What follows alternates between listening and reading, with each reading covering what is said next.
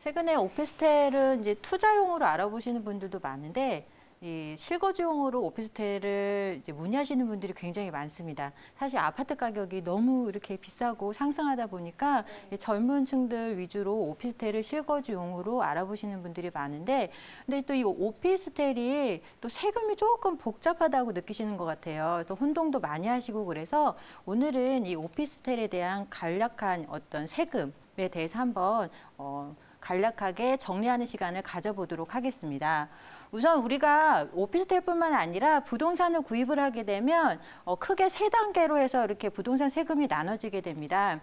첫 번째는 취득 시에 세금이 발생하고요. 또 보유 시에, 처분 시에 이렇게 취득, 보유, 처분 시에 세금이 발생을 하게 되는데, 오피스텔 같은 경우에는 이 취득, 보유, 처분 시에 각각 적용하는 그 과세 방식이 조금씩 다릅니다. 그러다 보니까 오피스텔 세금이 복잡하고 좀 더 어렵다고 느끼시는 분들이 많은 것으로 보여지는데, 오피스텔은 어떻게 쓰느냐에 따라서, 주택으로 쓰느냐, 업무시설로 쓰느냐에 따라서 이 세금 부과 기준이 제각각입니다. 그래서 예를 들어서 오피스텔을 내가 주거용으로 쓴다, 그러면 주택이 되고요. 또 그렇지 않고 내가 업무용으로 쓴다, 그러면 업무용 시설이 되게 되는데, 내가 오피스텔을 구입을 해서 전입신고도 하고 실제로 나는 거주용으로 쓰겠다 하면 주택입니다. 또 그 오피스텔을 나중에 임대를 하게 돼서 임차인이 또 전입신고를 하고 주거용으로 쓰면 주택입니다. 근데 나는 이 오피스텔을 처음에 애초에 구입을 할 때 이 사무실로 업무용으로 쓰려고 구입을 했다, 그러면 업무용이 되고, 또 향후에 임대를 놓을 때도 세입자가 사업자 등록도 하고 업무용으로 쓴다면 업무용입니다. 그렇기 때문에 조금 복잡한데, 우선은 오피스텔을 취득했을 때 발생하는 세금이죠. 이 취득세 부분에 대해서 한번 알아보도록 하겠습니다. 오피스텔은 취득세를 낼 때는 주거용이냐 업무용이나 구분을 하지 않습니다. 그래서 이제 단일세율 4.6%로 취득세를 낸다라고 이해를 하시면 되는데, 이 부분이 중요한 이유가 뭐냐면 취득을 할 당시에는 주택이냐 업무용이냐 따지지 않습니다. 만약에 주택으로 되게 되면 이 조정 대상 지역 내에서는 또 취득세가 중과가 되기 때문에 굉장히 중요한 부분이죠. 근데 오피스텔은 어쨌든 취득할 때는 따지지 않습니다. 이 4% 취득세율을 적용을 하게 되는데, 예를 들어서 현재 내가 1주택을 보유를 하고 있습니다.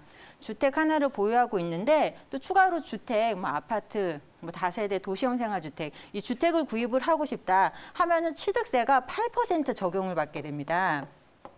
그런데 내가 2주택을 보유하고 있을 때는 이제 3주택 이상 보유를 하게 되면 약 12%또 취득세율을 적용을 받게 되기 때문에 부담이 굉장히 높아지는데, 오피스텔을 구입을 할 때는 내가 1주택을 갖고 있든 2주택을 갖고 있든 주택이 100개든 따지지 않습니다. 그래서 오피스텔을 구입을 할 때는 취득세 4% 적용을 받고 또 부수적인 세율까지 해서 약 4.6%의 취득세를 납부를 하시면 됩니다.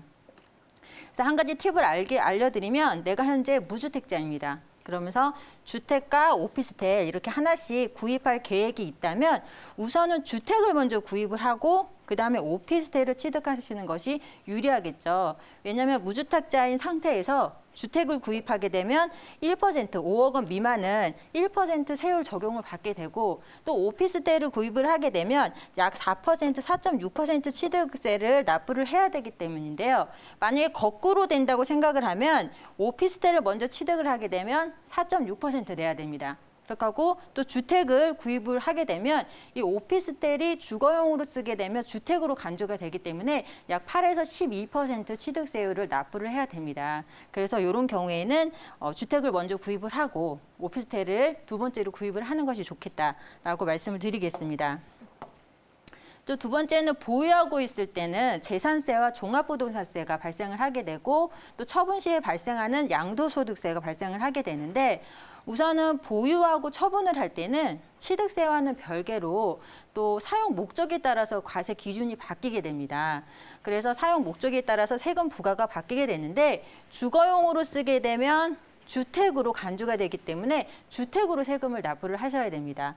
그래서 재산세 같은 경우에는 업무용이든 주택용이든 재산세가 발생을 하게 되니까 납부를 하시면 되고, 중요한 것은 종합부동산세인데요. 이 오피스텔을 구입을 했는데 그 오피스텔을 업무용으로 쓰시게 되면 종합부동산세에서 합산 대상 제외가 되죠. 그렇기 때문에 종합부동산세를 납부를 하지 않으셔도 됩니다. 그런데 이 구입한 오피스텔을 주거용으로 쓰게 되면 이 종합부동산세의 합산 대상이 되게 됩니다. 그래서 이 다주택자인 경우에는 주택으로 보기 때문에 뭐 기준시가 6억 원 초과하시거나 또 1주택자인 경우에는 9억 원 초과 시에는 이 종합부동산세를 납부를 하셔야 되겠죠. 또 처분 시에 양도소득세를 계산을 할 때도 마찬가지로 사용 목적에 따라서 세금을 부과를 하게 되는데 이 업무용으로 쓰게 되면 주택이 아니기 때문에 주택 보유 여부와 관계가 없습니다. 그래서 기간별로 기본 세율만 적용을 해서 납부를 하시면 되겠고 또 주거용으로 만약에 쓰신다면 이 주택과 동일하게 적용이 되기 때문에 이 조정 대상 지역 내에서는 중과도 적용을 받으실 수가 있겠죠. 또 오피스텔 하나만 갖고 있더라도 주거용으로 쓰시는 경우에는 1세대 1주택자처럼 양도세 비과세 혜택도 누릴 수 있다는 점 다시 한번 확인을 하시면 좋겠고요. 또 많은 분들이 요새 이 청약 부분에 대해서 관심들이 굉장히 많습니다. 그래서 청약을 받을 때 내가 오피스텔을 갖고 있으면 청약을 못 받으면 어떡하냐 이렇게 물어보시는 분들이 굉장히 많으신데 아파트 청약 시에는 오피스텔 소유는 주택 소유로 보지 않습니다. 그래서 오피스텔을 갖고 있다고 해서 또 그것을 주거용으로 쓴다고 해서 아파트 청약할 때는 전혀 불이익이 없기 때문에 이 네 가지 포인트 잘 한번 생각하셔서 오피스텔 투자를 하시면 큰 어려움이 없을 것으로 보여진다라고 정리하겠습니다.